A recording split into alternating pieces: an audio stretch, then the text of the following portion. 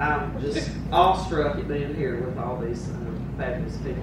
And one of the things that James was talking about, mentors, you know, I have a few in-person mentors, but I also have a lot of what I refer to as distance mentors, who are people whose careers I have followed, and I've read the books they've written and the articles they've written, and most of those people are sitting here on this panel. I live in North Carolina, and massage is my midlife crisis and second career, kind of like Angie. I was in the restaurant business for over 20 years, and I knew when I owned 4 restaurants, and I knew when I opened the last one in 1993, I said to myself on the day that I opened, I said, I'm going to do this for 5 more years, and then I'm going to stop and do something else. And I had no idea what that was, but I just knew I was tired of working 100 hours a week and standing on my feet all day and cooking, and I was just burned out of it. So the owner of a massage school used to eat lunch in my restaurant all the time, and as my 5-year gig was getting up, and I had already arranged to sell a restaurant to someone, I walked out there and asked her for a job. Her massage school was only about 2 miles away from my house. And so I just walked out and said, you know, I'm getting out of this business, and if I won the lottery tomorrow, I would still have to work. I can't sit around. So I said, would you consider giving me a job like typing, filing, sweeping the floor, or whatever? I really just didn't care. I just wanted some sort of mindless work to do. And she said, are you serious? And I said, yes. And so she hired me to be the administrator at her school. In a moment of insanity, I went back to night school to, I'd taken a little 3-year detour there to teach in public school for 3 years, and I had a bachelor's in psychology, and I had done student teaching while I was doing that, and I actually made a 3-year detour out of the restaurant business to teach in public school, and I decided that wasn't for me. So anyway, the first day that I was in the administrative job at the massage school, there was a student clinic there, and I noticed that, you know, people were coming into the clinic looking like, and then an hour later walking out looking like, and I thought that has to be the best job in the world, just making people feel better. So, you know, she had a weekend program for people who worked and couldn't quit their job to go to school. So a few weeks later, I signed up for her weekend program. I continued to work there for about 5 years, but right after I signed up to go to school, she went, oh yeah, you can teach marketing. And I went, I've never even taken a marketing class. And she said, but you've had a very successful service-based business for over 20 years, and that's what this is all about. It's about giving people good service.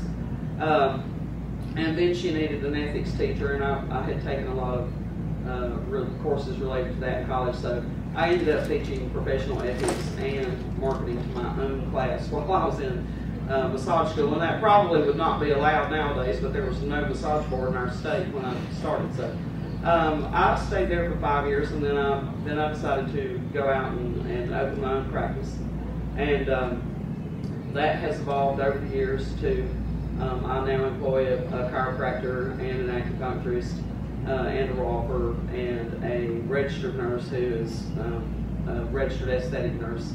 And I have 6 full-time massage therapists and a couple of part-timers. This is in a very economically depressed town of 4,000 people. And my business has just grown and grown every year. We've never taken, gone 1 cent backwards, even during the terrible worst part of the recession, which our county was hit very hard by. So, it's been inspiring to me.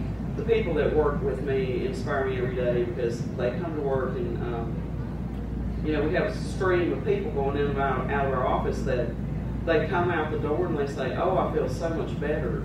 And that's just, it's when you see what a positive impact you can have on people's lives, to me, that's just the best thing. So over the years, I've gotten involved in a lot of things. I've authored 4 books that are massage related.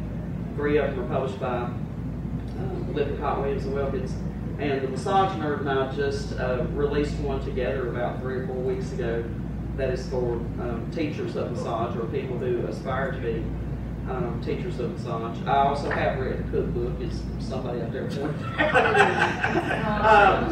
have had a lot of people ask I had a lot of people asking me. All right, Mike McGillicuddy. Had a lot of people asking me for years when I was in the restaurant business. You know, I wish you'd write a cookbook, and I just never would. I just never would do it. And so finally, I came out with that a couple of years ago, and the name of my last 2 restaurants were called Nothing Fancy, and it was home cooking, you know, fresh soups and everything organic as much as possible.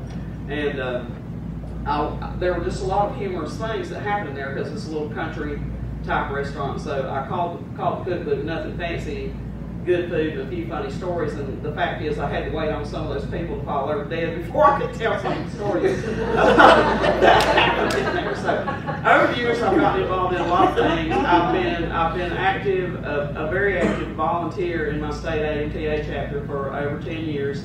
I served for 5 years on our state board. I'm a founding member, along with Cherie, of the Alliance for Massage Therapy Education. There's other educators here that are in that. You know, when I go to that gathering every year and I see all these fabulous, fabulous teachers who have been teaching for 10, 20, 30, 40, and I mean, there's probably somebody there that's been teaching 50 years, I don't know, but when they're not teaching a class, they're in there attending somebody else's. And so that is just the big thing to me of never stop learning and just keep that hunger all the time for continuing to improve yourself and continue to learn more and more. That's just, I look so forward every year to attending continuing education. You know, I'm one of those people who's addicted to it. I would be attending it whether it's required by our state or our professional association or not. But I've been privileged to take some classes. I've taken Cherie's classes. I've taken a class from Michael. Tomorrow I'm taking one from James.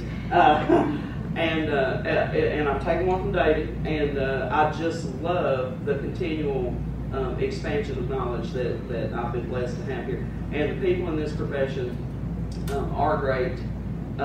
You know, you just never meet more nicer or more humble people. I know James doesn't remember this. I shared a cab with him on the way to some convention from the airport years ago, and I was just like awestruck. I was like, oh my God, I already had James Waslaski. Oh, you know, I mean, this is what was going on inside my head. And he went, oh, I'm just a farm boy that was lucky to find something I like to do. So it has been the best career move I could possibly have ever made for myself. I also get to travel all over the place and teach. I'm very lucky to have a gig every year at my favorite place in the world, which is Ireland. I get to go over there and teach every year. And Facebook, you know, I've been all over the country in the past couple of years teaching, and 90% of those jobs came from Facebook because I just threw it out there that I wanted to teach in all 50 states, and I immediately started getting invited places to go there and teach. So don't overlook the power of social media. Aren't you teaching a class here on it? So go to that class if you can, and it's just great. So. I do, so several people have mentioned my blog. I blog about the politics and the regulation of massage, and I do try to keep up with what's going on in the country, because when something bad happens in one place, that sets a precedent for it to happen somewhere else, believe it or not. So I do try to keep up with what's going on there. My website's lauraallenmt.com, that's where that is, and it also appears on Massage Today, Cherie, and a bunch of other, Angie Patrick, and a bunch of other ladies. We have a blog called The Women in Bodywork Business blog that appears on Massage Today's website. So I encourage y'all to get on there and read that. We share as much useful information as we can. Yes, ma'am? LauraAllenMT.com, and the other one is WIBB. You can just go on Massage Today, and up in the on their website, MassageToday.com. Up in the left-hand corner is a WIBB symbol, and that's where all the ladies of massage blog at. So I'm just thankful for the opportunity to be here this weekend, and thank y'all for coming here. And I wish you all a lot of success in your career.